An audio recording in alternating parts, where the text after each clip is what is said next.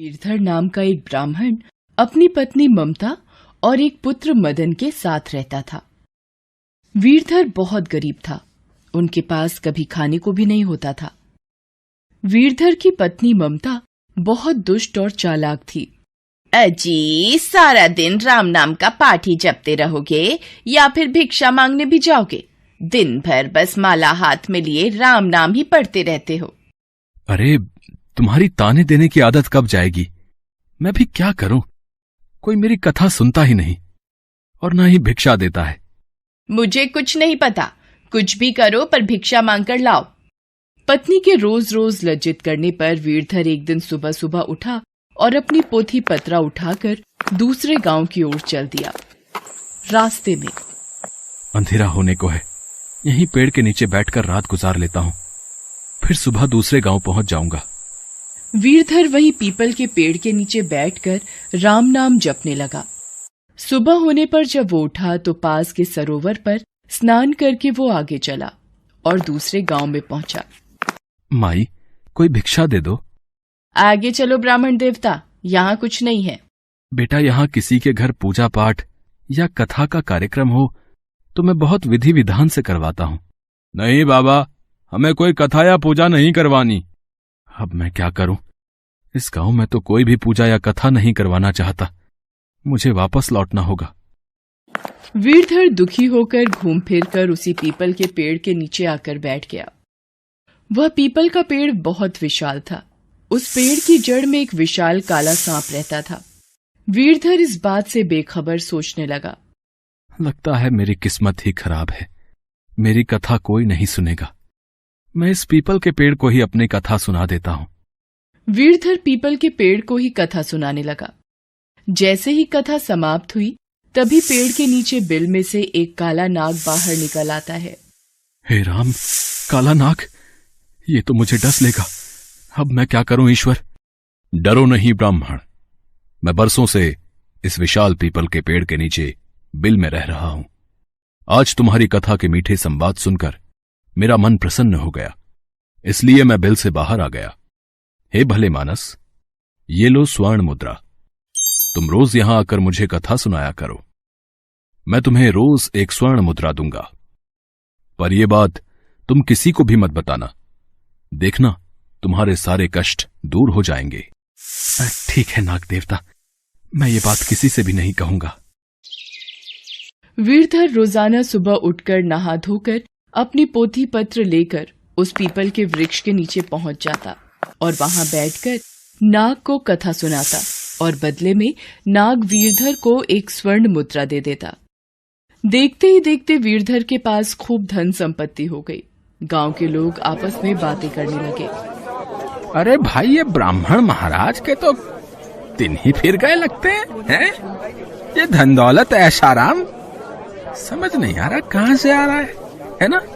मुझे तो लगता है ये ब्राह्मण कोई गलत काम करने लगा है, नहीं तो एकदम इतनी कमाई भला कौन कर सकता है? रुको, ब्राह्मण महाराज नजदीक से ही निकल रहे हैं। प्रणाम ब्राह्मण महाराज। ब्राह्मण महाराज, लगता है कोई मोटी आसामी हाथ लग गई दिखती है। सही है, कमाओ कमाओ। वीरधर को लोगों की बातों से कोई फर्क नहीं पड़ता था। वो नित्य अपना यही कार्य करता रहता था। एक दिन, प्रणाम ममता बहन, कैसी हो? वैसे अब तो ब्राह्मण महाराज का काम खूब अच्छे से चल रहा है, पर इतनी कथाएं कौन सुन लेता है जो इतना धन दे देता है? मैं ये सब नहीं पूछती, अब मुझे तो आम खाने से मतलब है। मैं भला गुठलियां क्यों गिनने लगी? औरतों की बात सुनकर ममता के मन में शंका आ गई। उसने एक दिन अपने पति वीरधर से पूछा, सुनो जी, आप रोजाना कहाँ जाते हो जो आपको इतना धन मिल जाता है? मुझे भी नहीं बताओगे? क्यों, मैं कहीं से भी धन लाऊं, उससे तुम्हें क्या? जब मैं कमाता नहीं था तब भी तुम्हें परेशानी थी, अब धन ला रहा हूं तब भी तुम परेशान हो। पर मैं आपकी पत्नी हूँ, मुझे इतना हक तो है जानने का कि मेरा पति आखिर क्या काम कर रहा है। कुछ दिनों तक वीरधर इसे टालता रहा, पर एक दिन ममता ने वीरधर को मजबूर कर दिया। मजबूर होकर उसने अपनी ममता को नाग की सारी बात बता दी। अच्छा, ये बात है, फिर तो उस नाग के पास बहुत धन होगा, तभी वो रोजाना तुम्हें एक स्वर्ण मुद्रा देता है। ममता के दिमाग में लालच ने जगह बनानी शुरू कर दी और एक दिन, ये तो बहुत सीधे हैं, रोजाना की एक ही स्वर्ण मुद्रा लेकर वापस आ जाएंगे। एक काम करती हूँ, इनके खाने में नशे की दवा मिला देती हूँ, जिससे ये बेहोश हो जाएंगे और फिर मदन को जंगल भेज दूंगी। ममता ने वीरधर के भोजन में नशे की दवा मिलाकर उसे खिला दी और बेहोश कर दिया।